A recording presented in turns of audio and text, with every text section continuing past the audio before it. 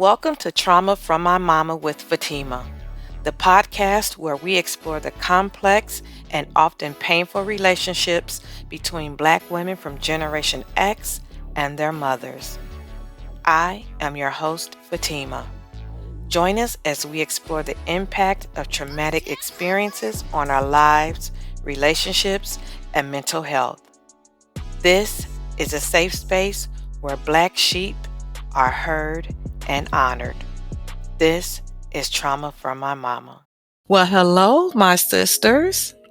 As I've stated, my name is Fatima, and I am a proud member of Generation X who, like you, have experienced trauma from their mothers, and it has spilled over into my adult life. Just a little background. Exactly 1 week ago today, I went no contact with my mother. Aww. I am not a licensed professional. However, based on my going down the rabbit hole and researching the characteristics of narcissistic mothers, my mother is a textbook case. And I have always known that she was a taker. I have known for most of my life that she is incapable of being the mother that I and my siblings needed. And I have gone through life with blinders on, feeling obligated to take care of my mother. I'm sure this resonates with many of you. My going no contact with my mother was in response to the final nail in the coffin after I sat and visited with her on Mother's Day, and I spoke on the phone with my brother and aunt, and there was discussion of a family reunion event being planned, and I uttered that I would not be in attendance because I do have issues with certain members of the family. I didn't say this aggressively. It wasn't defensively said. It was stated matter of fact. My relatives on the phone were a little quiet. There was awkwardness. And I said, but do not let that hinder you from moving forward with the plans. I just don't want to be fake at this event. So my brother, who likes to kumbaya everything and sweep shit under the rug, my brother put it on me and asked if perhaps my communicating with said family members would resolve these issues that I've had. You don't think I've tried basic shit like communicating? I've texted, I've called, I've even sent inbox messages, and I was rejected. There was no response. So what the fuck else am I supposed to do? I didn't say it in that tone. I'm saying it now because I'm reflecting, because I already know how my mother is, and she will automatically take my brother's side. So I knew not to be harsh, especially at her house. And so my brother's like, oh, okay. So my aunt was, we're family, we have to do better. I wasn't trying to hear that shit. And I said, what I'm not going to allow is for either one of you to diminish nor negate the experiences that some of us in this family have had with certain family members. And so we got past that. And I looked at the time and realized that I had to go. So I gave the phone to my mother. And as I was giving her the phone, I said, all right, Ma, I'll talk to you later. I have to go. She ignored me. I know she did it intentionally, but I gave her the benefit of the doubt because that's what we do. That's what children of narc parents do. We fucking give them the benefit of the doubt. So I upped my tone. I modulated my voice and I said, okay, Ma, I'm getting ready to go now. I'll talk to you later. So my mother looked at me and went right back to that phone call. And as soon as she did that, I immediately felt like an 8-year-old little girl. She had the power to do that. So as I'm exiting her home and I'm walking down the hallway towards the elevator, I'm trying to do the work and shake off this feeling because I didn't want it to take root inside of me. And I'm exiting the elevator and I'm walking through the foyer and I'm outside on my way to the car. And I still feel it. Like, I still feel like a little fucking girl. And so I get to my car and I call my wife and I relay to her the events that just transpired. And she was like immediately apologetic. She's so Team Fatima. That's why I married her, because I know she has my back. And she said, I just don't understand how you have done as much as you have for your mother, considering how she treats you. And I'll tell you why. Because I felt it was my responsibility. I obligated myself to her because none of her other children stepped up. Right? She has multiple kids. We don't work as a team to say, hey, our mother is a senior citizen. Let's come together and do this on one accord. No, that's not how it was. I decided I was just going to sleep it off. Monday, I'm struggling. Tuesday, I'm struggling. Wednesday is my appointment with my therapist. And people, black sheep, if possible, if you have insurance, if you have the finances, seek therapy. Tell your business to a licensed professional. It's life-changing. You owe it to yourself. That's a side note. So my appointment comes and I don't know, maybe I looked a little down. And no, I didn't look down. She always asked that. She asked, did anything happen this weekend? How was my weekend? And I immediately cried. And I relayed to her the events that happened with my mother and how she just turned on me on a dime because we were around other family members. Even if that is on a phone call, that's how she is. It's me versus everybody, because she's strategic with that. And so she helped me process my feelings. She validated me. She affirmed me, let me know that everything that I felt was genuine. It was authentic. She turned me on to bilateral music therapy, which, wow, was life-changing. And I suggest just go to YouTube, bilateral music therapy, and take it in. Make sure you have ear pods, Bluetooth in both ears so that you can appreciate it, earbuds, whatever. And while she was talking to me, I made the decision to go no contact, and I let my therapist know that. She asked, how did that make me feel? And I did have a physiological response because my back tightened up, my throat got dry, there was tension in the back of my head, but it had to be done because I let my mother use, abuse, and mentally and emotionally neglect me long enough. Like I said, I'm a grandmother. I have multiple grandchildren. And she asked, how did I feel? And I said, I felt guilty. And she said, why? I said, because I'm the one that take care of her. And she said, why do you feel obligated to take care of your mother? And I answered, if I don't take care of her, who will? And in that moment, I said, that's not my goddamn problem. And I still feel like that. It's not my fucking problem. You on your own, sis. Just like I've been on my own. You left me on my own to fend for myself. Now it's your turn. It was like, when I gave her that information, it was like water rolling off duck feathers. She didn't give a damn about the possibility of me dying before her, because in her world, I am to orbit her. Like, there's no reciprocity in this relationship, as is common with a narc parent. Black sheep, let me tell you something. You don't have to go no contact with your parent. That's like the last resort. But what I'm going to challenge you on this first episode of Trauma for My Mama, because you are not here for nothing. And you know the complexities that come with being a daughter of a black mother. And let me just put a disclaimer before anyone tries to challenge me.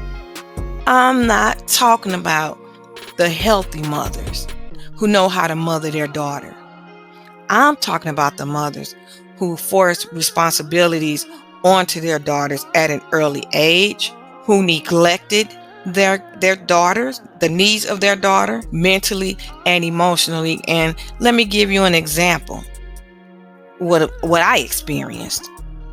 When I was 12 years old, I started menstruating. My mother went over lightly years before about periods, whatever. Most of the stuff I got from school. I should not have felt trepidation when it comes to approaching my mother about starting my period. However, I did, because she has not done shit at all to show that she supports me.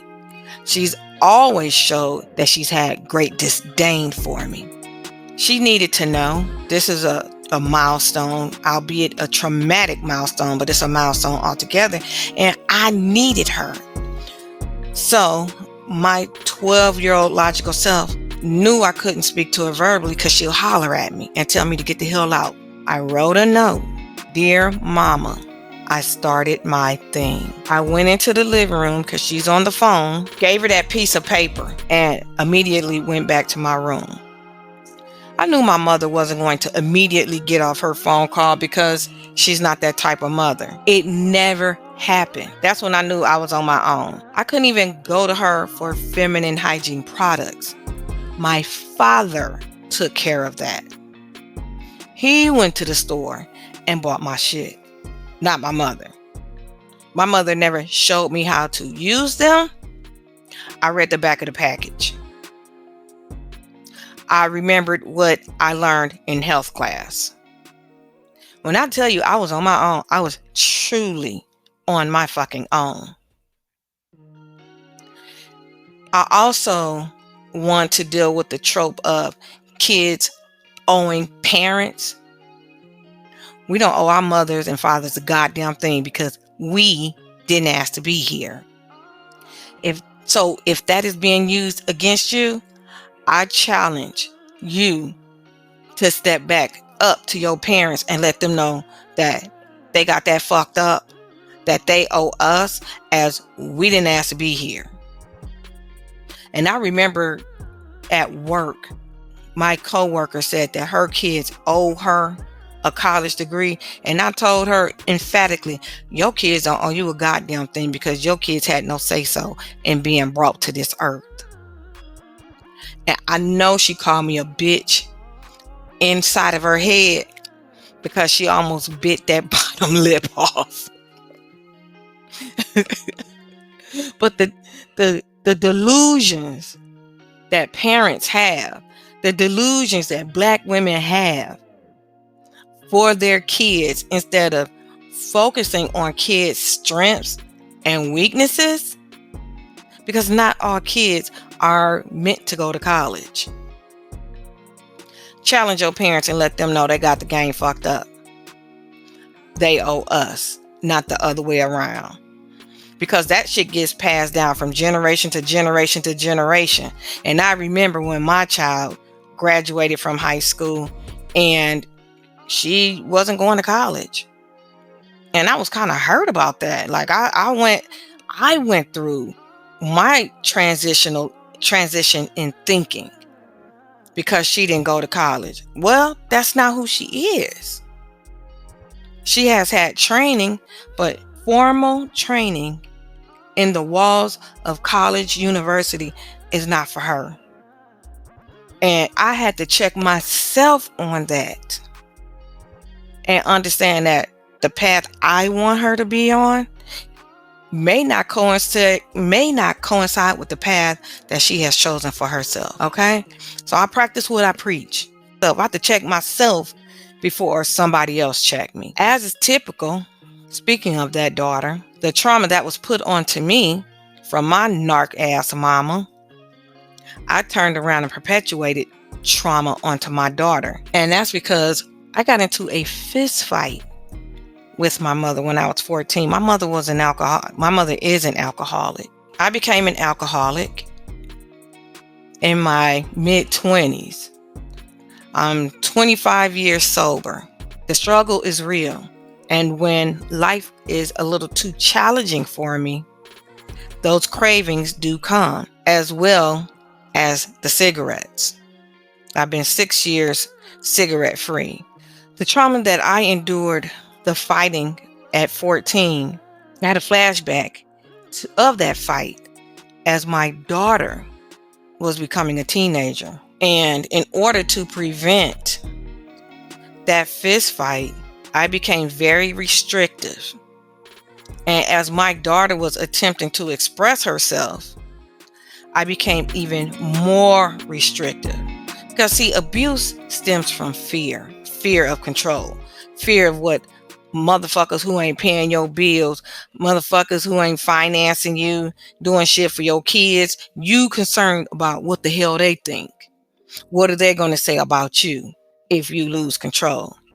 So I had to amp up because my words were not impacting her the way they used to. And so I became physical. I became physical because I was scared of losing control like my mother did when I turned 14. And my physical abuse towards my daughter still impacts her. Now, since that time, I have taken ownership of the person I was back then. And with a contrite heart, I came to my daughter when she was 17 because my daughter was looking like shit. She looked like a shell of herself. And this inner voice told me, she's like that because of you. And the voice was so loud, I looked around because I don't talk to myself. At that time, I didn't talk to myself like that. But the force in that statement was so real and so true. I lost it. I cried, like ugly cried, snot cried. And I called my daughter into the room. And I remember to this day, and she was sitting in the chair that I had got out of the dining room, and I had her sit in that chair, and I'm like telling her I'm sorry, and I'm telling her why I was sorry. And my daughter was so hard. I stepped back and I said, I hope the day will come when you can forgive me. And my daughter looked at me. If she could have slapped the shit out of me, she would have. Because I didn't understand how much hurt I inflicted upon her until I saw her eyes, the way she looked at me. Fast forward almost 20 years later, we're trying. But as you know, abuse is a motherfucker. She's trying. I went through hell with my daughter, just like my mother went through hell with me. The only difference is I've taken accountability. You think I want to admit that I perpetuated abuse onto my child? That's not easy, but I did. And it's in order for me to heal, I have to get ugly with myself. It has to get real ugly. Just think of a deep puncture wound. I don't care how much peroxide. If that's not tended to professionally, your ass is in trouble. And before that puncture wound gets better, it's going to get ugly. It's going to hurt. You're going to have regrets. You're going to second guess yourself. You're going to ask, why? Why did this happen? How could this happen? Same thing with your life with your children. If you're a mother, if you're a parent, if you're a caretaker. I am closer to death than I am to life, meaning I'm older.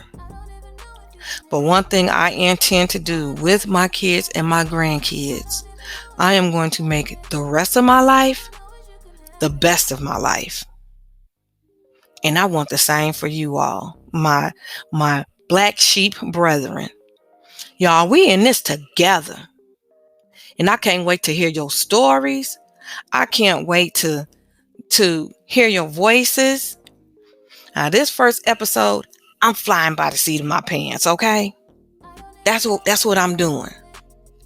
My next podcast, I will have a topic. But the challenge today was just to get this shit on tape. Get it recorded. And this is therapeutic for me because if I don't get it out, it's going to destroy my insides. And I'm not going to allow her I'm not going to allow her to have power over me anymore. I have the power. And so do you, sisters. So I hope you guys join me for the next episode of Trauma for My Mama. And put in the comments what it is that you would like to hear or hear me talk about in the future. What do you want to discuss in the future? Until then, let's heal together and be kind to yourselves. Until the next time, this is your Black Sheep and your sister, Fatima. Bye.